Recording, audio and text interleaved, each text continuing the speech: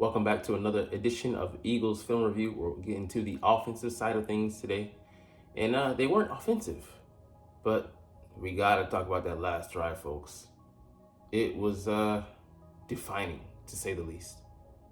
What's up, it's your boy Centron, coming back at you with another analysis video, and I kid you not, that's my real name. Like I said, Eagles Cardinals Film Review. Good performance, marred by a bad ending. Yet, to sum things up shortly, I mean, it couldn't be said better. If we finished better, yeah, we probably wouldn't be here having some of these discussions. It'd be somewhat of a sour mood because you're struggling against the worst team in the league. But I'd rather win ugly than lose pretty. All right. Yeah, it was there's several things that I liked about it as well, but like I said, that ending left a quite literal bad taste in your mouth.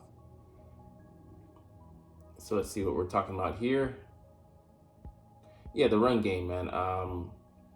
They did some positive things. I think it was a toss play. So let's get into it. So we have Swift in the backfield here. The toss play, he got the numbers, and he's able to find a crease. He's been a good back, reading his blockers and finding those opening lanes. So especially a cutback, he's an excellent cutback runner. Crossed 1,000 in this game, and it was a shame we didn't get him more carries. As you can see here, if we had stuck more with the run game, maybe we would have been able to grind out more drives to keep the Arizona Cardinals off the field. They used the Eagles game plan against the Eagles, like the Washington Commanders did last season when they beat us in week 8. And they had 40 minutes plus minutes of time of possession, and we had 19. And they were able to score 24 points in that span. I mean, pretty much they did what you asked of them besides that last drive. All right, so it's the short yardage personnel. The RPO split, I love this. I love this. So we get that, like the tight end is going to come across the formation, and we just pass it out to him. This has been one of the more consistent plays for us, especially to get Dallas Goedert. I love that at the end. He makes sure the guy does not bring him down by that arm. He's protecting himself there.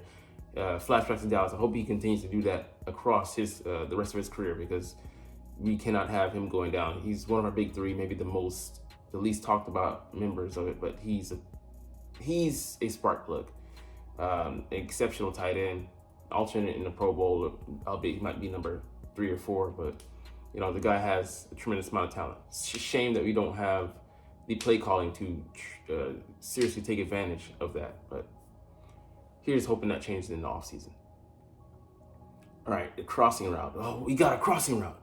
We don't run enough of them. Mesh concept that we stole, I think, from the Dolphins drive concept. And we just need to do more things that get our guys spreading defenses out, making them defend every blade of grass as well as motion pre-snap.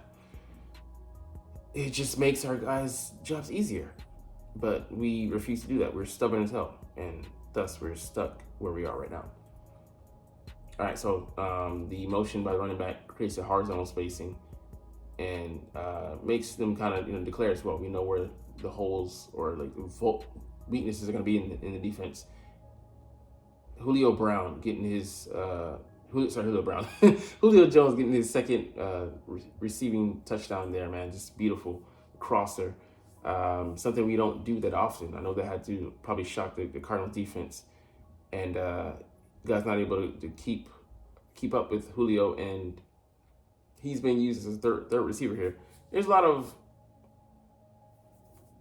not competition, but there's him and Olamide. I think they should get more playing time in this offense, but we're reticent to go. If you're not even isn't Goddard, Brown, or Smith, we're reticent to give you a certain number of snaps out there, and it's sad because we could have a viable third receiver who is a threat and really opens up this offense, but that's a conversation for another day.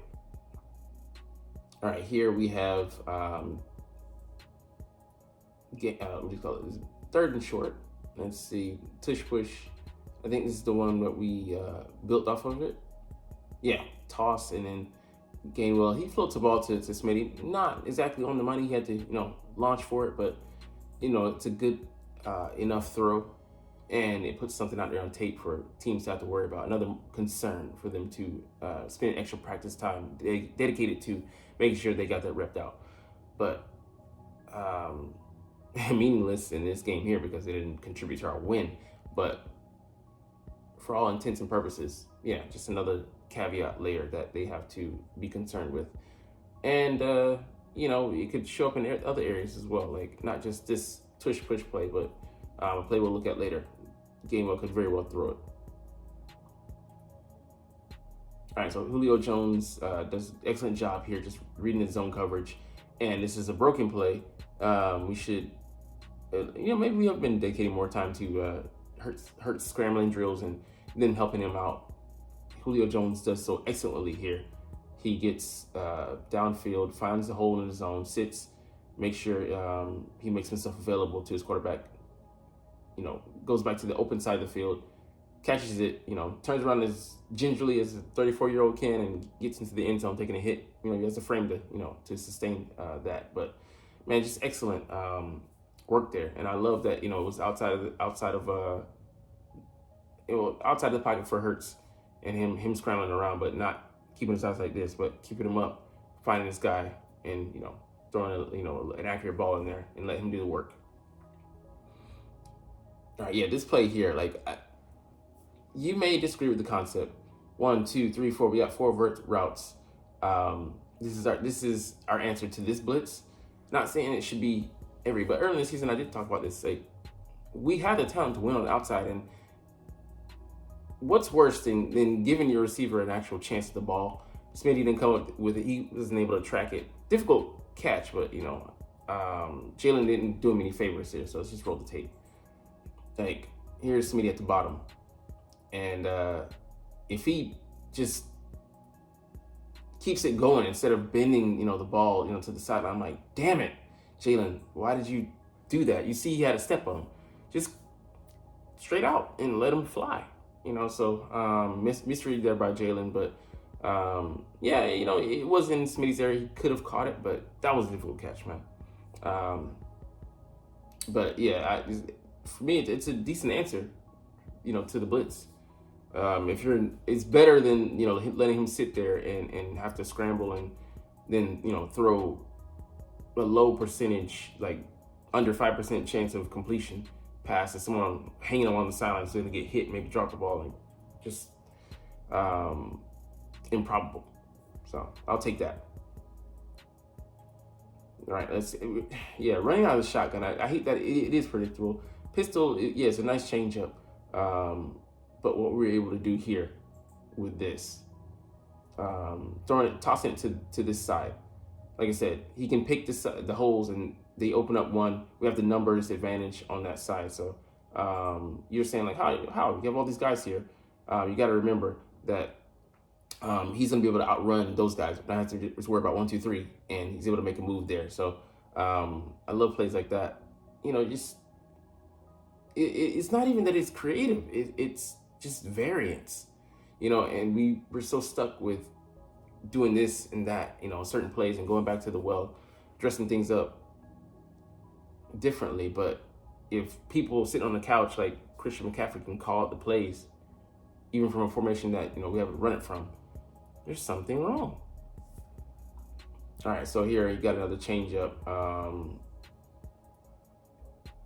Here's where the advantage, we can switch it up, but you don't want, like you said in this article, that you don't want Jalen running this play too much. But Gainwell is able to serve as a lead blocker, so we'll see here. So he gets enough, and he's got protection. Hurts able to shrug that tackle off and get 5 or 6 yards there. That's all we need, and he isn't taking too many direct hits. So we'll see that coming to bite us in the ass, I think, later. But that last drive. But just the last drive. I think it was here. We ran this play immediately after. So this is just the lack of creativity. I don't know if this was before or after. I want to say it was before we threw that touchdown to Julio Jones, but why not just spread them out? Like, they got all the guys concentrated in one area of the field. They probably know that we're running it again. And it's just arrogance. It's lazy. It's arrogant. It's uncreative. And it does your players no favors. Like, this is what we're complaining about. The reluctancy to actually use our tools. Goddard's 6'5". Julio Jones is 6'3" guy. AJ Brown's a built guy. Devontae runs good routes. Let them make use of their tools. Give them one-on-ones or two-on-ones, and then bring some eye candy to distract it. But we don't do any of those things. It's extremely frustrating. So let's just run the tape, man. So we'll see here. We run the same play, and Hurts has nowhere to go, so he has to. I mean, he could have gotten maybe a yard, but he goes down. Good decision for him there, but he has to hit it, but I don't want my quarterback to have to hit it. It ain't a blunt, and he's not passing off but he's sitting there choking. So just dumb, man, and it's dumbfounding when we have this much talent. Like I said. Let's see here. I love this play. This is another broken play that we had a touchdown on. Two of them went to Julio Jones, and then one of them went to Goddard here on this broken play. So he's running a curl route here inside of the defense, and then when he sees Hurts scramble, he rolls with him, loses contain there, and just Devontae picks off the guy, and he does a toe drag swag, gets his 2 feet into the end zone, or 2 toes down, and it's a touchdown, man. Just beautiful. But it could have even been an option route, something like that. It didn't have to be a broken play, but I think the pressure got there. So, but shout out to I think like I said, us practicing these things, and we seem to be in this game at least we were better at it. Hurts scrambling and not dropping his eyes and worried about what's going on around him, but diagnosing and having things develop downfield, and not diagnosing, but letting things develop, cognition. Anyways, I'm flubbing here. All right, it's time to talk about it. The 1st and 20, and I do agree it wasn't a terrible call. I don't hate the call. Reflecting back on it, taking the emotions out of it post game. We actually had the numbers, and then Landon missed his block. He wasn't able to get to the second level, and then Lane Johnson isn't able to sustain his block. So if they do that, there's holes there. Jalen's able, boom, to hit that, and he's maybe around that area. Also could have gone maybe for a touchdown, but like I said, the numbers maybe dictate that you run it there. Because of the way they're defending it. Okay, fine. Okay, it's 1st and 20. You want to take, the game, whatever. I think, what was it? It ended up being like a 5-yard gain. Okay, I'll take that. So now it's 2nd and 15. That's fine. But then to come back to the well, you got single coverage out here with these guys. Not to throw it up there and give them a chance just pissed me off. And they knew it was coming. Jalen actually loses yards on the play, and now you have no choice but to throw the ball. No choice. And then it's gonna be something obvious because you don't have 14 yards to go. You lose 2 yards there or so, or whatever there. But it's insane. It's incredibly unimaginative. And incredibly stubborn. But like I said, it's the arrogance. Nah, we're gonna go out there and outthink them when this has been a theme all year.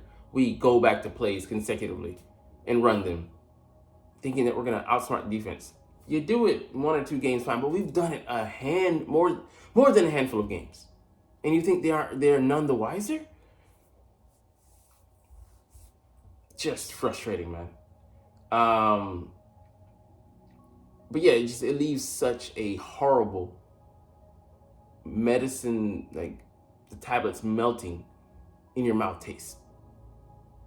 So we only had the ball on 7 occasions and we scored 24 points. Like I said, that's great. But it's about how you finish. And to finish like this, it's like you didn't even climax. But she said she's done. And you're sitting there left with literally with it in your hand.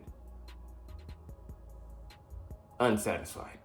And you took it out. But yeah. Anyways, let's go on to something else. Jordan Davis's conditioning is being called into question. So you can see he's standing so high here. And he's letting one guy block him in this game. And his jersey's kind of more turned like this to the sidelines. Just so many bad signs, man. Like, you know, Brian Baldy said, he's just a body out there right now. It'd be better to give those snaps to someone else that could be more impactful, more useful to his defense. If he's gonna play like that, then it's not even worth him, you know, being out there suiting up. So if he's run out of, you know, he's done like some chicken commercials recently, calling to play his diet, his conditioning. It's sort of the second year in a row. I thought he had built up some stamina, but again, here we are talking about this. And yeah, he was drafted the 13th overall 2 years ago. And this player needs to be an impact player. And for him to fade down the stretch this year, again, I mean, last year was injury. But when he came back, he just wasn't the same. It's concerning. So we're gonna need to work on that in this offseason and get him to where he needs to be. But if he has to be, you know, Sylvette 315, that works. That okay. I get it's not the impact, but he could actually use his quickness more. The guy runs a 4.79. So I mean, I don't think it's way too early to give up on him. No talks of that. But what he showed us, the flash he showed us, even as a pass rusher, something that wasn't his forte coming into the pro ranks. He can do a lot more, but we gotta see it, man. All right, let's get into the injury report here, man. So Zach Cunningham set to return. Very good news for us. So did not practice Devonta Smith. I believe that he has a chance to play, but ankle sprains, you never know. I don't want to make any suppositions, but it could be something that we'll have to let play into the postseason. I don't think we need him out there, but I would like to see what we do without him as kind of a preview to what a Devontae-less offense could look like. I'd like to see Olamide Zaccheaus get some more burn. Quez, no. Julio, yes. They're in the slot because he was pretty effective last week. Jordan Davis and Darius Slay, limited participation. That's a good sign for Slay. Jordan Davis being upgraded from did not practice, so he will be out there. But like I said, the conditioning. What condition will he be in? And then full participation, Zach Cunningham got upgraded from limited. Avonte Maddox also from that elbow. And then Hassan Reddick from his illness. So very positive signs for us there because Zach Cunningham, we sorely missed him as the guy who can actually set the run game up or stop the run. Sorry, and who's able to gap to run, do the run fits in his gap. So. Yeah, he's one of the only guys getting pressure, and I actually don't want to see him starting. I want to see Bradley Roby starting. So let's go to the Giants. Dane Belton, DNP, Jason Pinnock, DNP. And, hey, it's going to be a game-time decision. Limited, upgraded from DNP to limited. So we'll see how that goes. But anyways, we'll get up out of here. Didn't expect this video to go this long, but, it's what it is. But hey, I love talking about the Eagles, and I love making these videos even when it's like this. So well, you can say we'll chunk the deuces, but as always, it's fly Eagles fly, and let's motherfucking go. Like, comment, share, and subscribe if you want. Thanks for watching. Check me out at Centron Anime, Centron Life, or Centron Laughs, or other social media.